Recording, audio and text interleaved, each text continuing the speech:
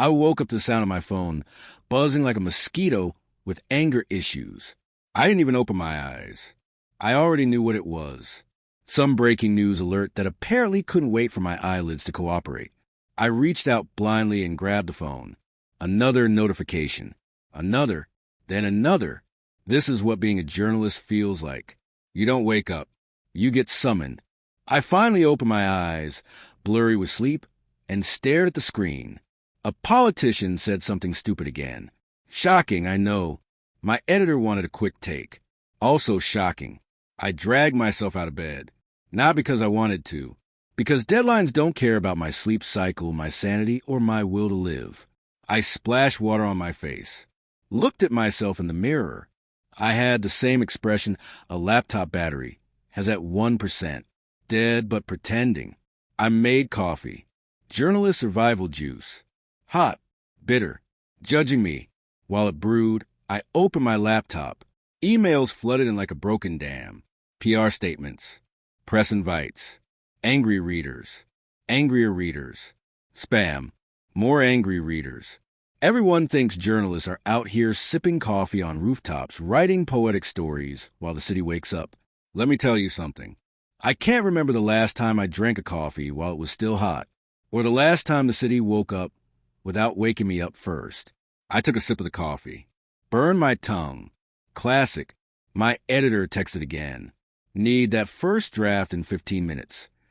15 minutes.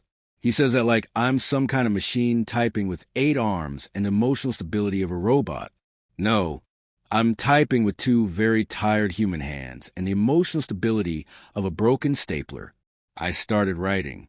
Fast. My fingers were basically sprinting. News writing isn't like normal writing. It's like trying to explain a dramatic family fight to a friend who has no context, but needs to understand everything immediately. By the time I hit send, it felt like my brain had run a marathon. And the marathon wasn't over. It had just begun. Because next on my schedule was going out into the real world, talking to actual humans, getting quotes, getting reactions, hoping no one lies to my face. They always do, but I still hope. I grabbed my bag, my camera, my notebook, and my old voice recorder that somehow still works even though it has survived more drops than I can count. I stepped outside. The city greeted me with noise, cars honking, people arguing, vendors shouting, life happening at full volume.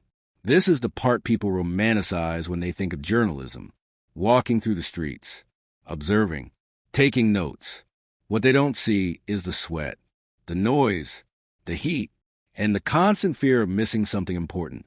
My first assignment of the day was an interview with a local shopkeeper about rising prices. Seemed simple. It never is. When I reached the shop, he greeted me politely.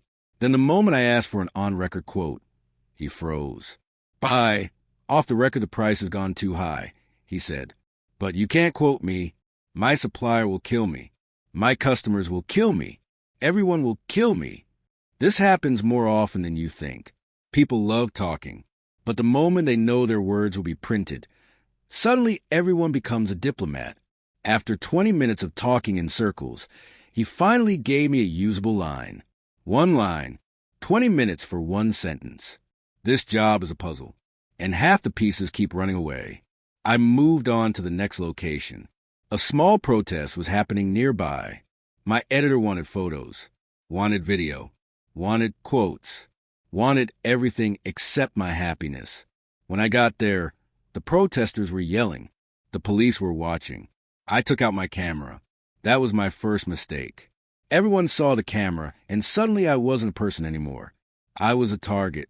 One protester yelled that journalists always twist things. Another yelled that we never show the truth. Someone else yelled that we ruin the country. I wanted to tell them, I haven't even had breakfast yet. Let me ruin my own life first before I ruin the country. I took photos carefully, making sure not to get attacked. Got a few interviews. Some people were kind. Most were suspicious. This is the thing about journalism. You're expected to tell everyone's story. But no one wants you around when the story is actually happening. By noon, the sun felt like it was personally angry at me. I hadn't eaten anything. I sat on a sidewalk, Open my bag and search for food. Nothing. Just expired gum and crushed receipts. Great. I found a small stall and bought a samosa. It was oily. It was hot. It was the best thing I'd eaten all week.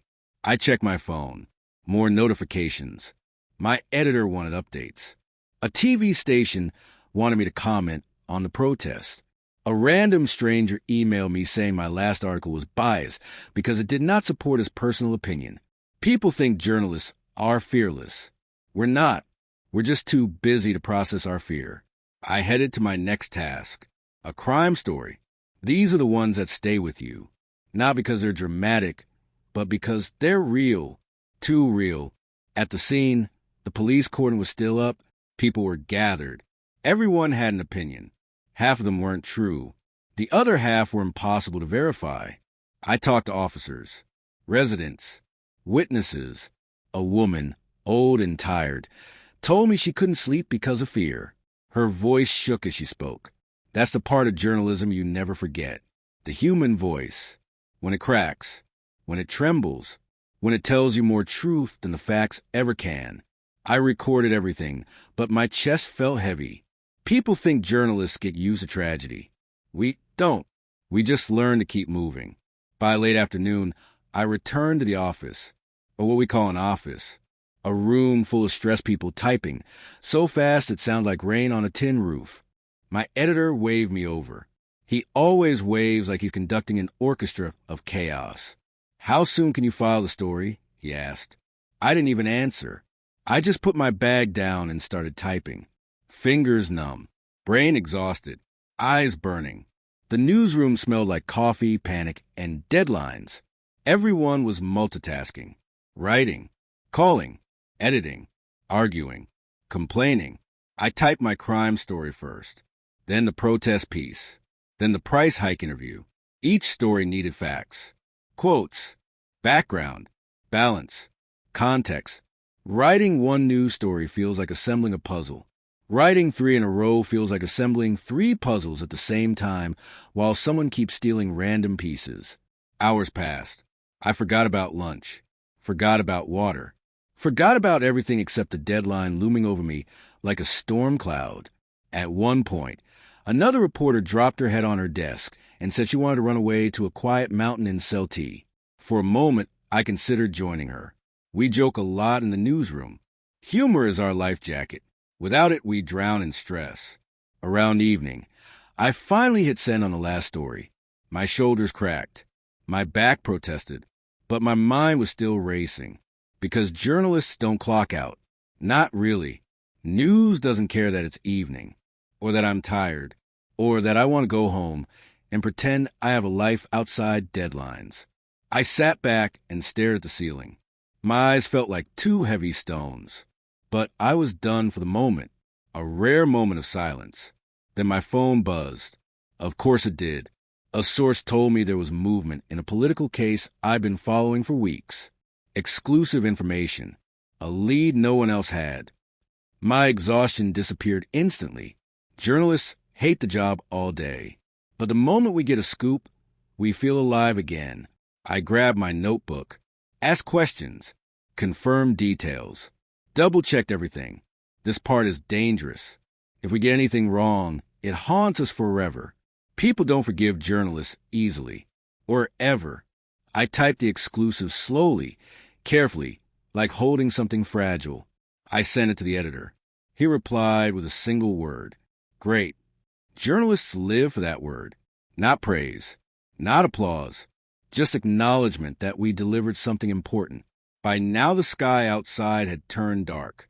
The newsroom was quieter, but not silent. There's always noise. Keyboards. Phones. People whispering stress to each other. I packed my things. Stood up. My legs hated me for it. Walking out of the newsroom, I felt a familiar mixture of pride and exhaustion. I had survived another day. Barely. Outside, the air felt slightly cooler. I took a deep breath. It almost felt peaceful. Then I remembered I still had to go home and prepare for tomorrow's assignments. Check emails, schedule interviews, plan coverage, read statements, stay updated. Being a journalist means your brain is a 24-hour news channel that never goes off air. I took the bus home, sat near the window, watched the city passing by like a tired old movie. People on the streets, lights from shops, kids running, cars honking, life happening, stories everywhere. And that's the curse of this job. You can never just see things. You always see the story behind them. A couple arguing on the sidewalk. Why? About what? What's their history? An ambulance rushing past. Accident? Emergency? Where? Who? A group of workers laughing at a chai stall. What's their struggle? Their hope?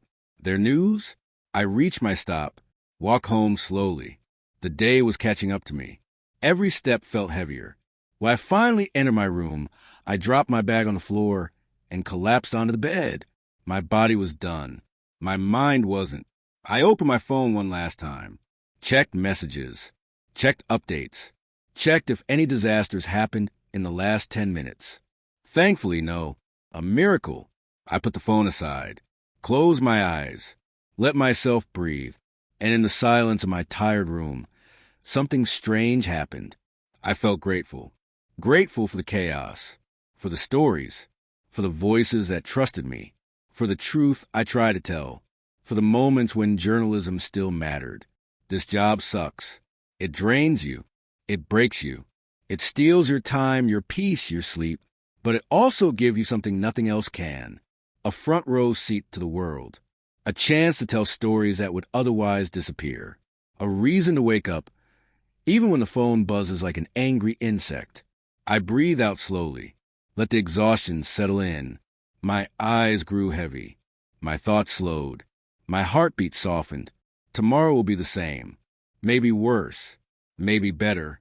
But that's journalism. And right now, in this small, quiet moment before sleep claims me, I'm just glad the day is finally over.